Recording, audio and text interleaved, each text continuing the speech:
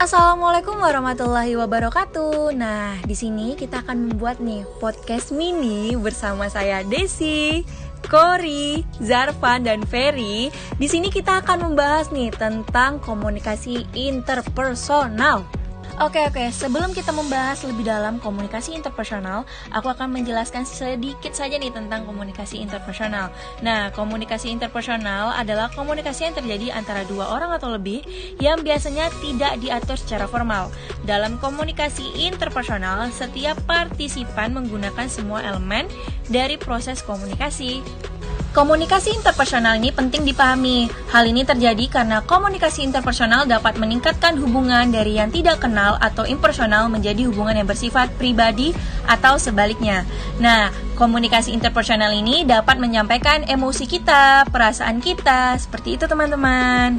Jadi, kita akan langsung membahas nih. Yang pertama, kita mau bahas apa dulu nih teman-teman? Nah, kita akan masuk ke karakteristik komunikasi interpersonal, bahwa komunikasi interpersonal ini merupakan paling bisa mempengaruhi orang lain. Nah, ini dia yang kelebihan komunikasi interpersonal dibandingkan dengan media massa, dibandingkan dengan komunikasi organisasi publik. Yang paling besar pengaruhnya adalah komunikasi interpersonal.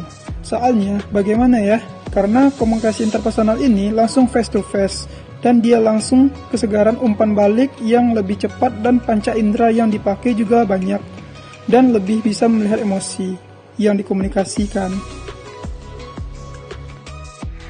Nah, komunikasi interpersonal ini dianggap yang paling bisa dan paling berpengaruh untuk menghargai orang lain, oke? Misalnya begini, bapak dan anak, guru dan murid, penjual bakso dan pembeli bakso. Artinya sudah ada hubungan yang jelas di antara keduanya ketika berkomunikasi. Jadi ini kondisi interpersonal. Oh iya, komunikasi interpersonal juga dipakai untuk pengembangan hubungan. Maksudnya, pengembangan hubungan yang dari awalnya impersonal atau tidak dekat menjadi kedekat. Nggak mungkin kita berusaha dekat dengan orang menggunakan media massa. Nah, jadi, kalau kita ingin mendekatkan hubungan yang selalu digunakan adalah komunikasi interpersonal ini.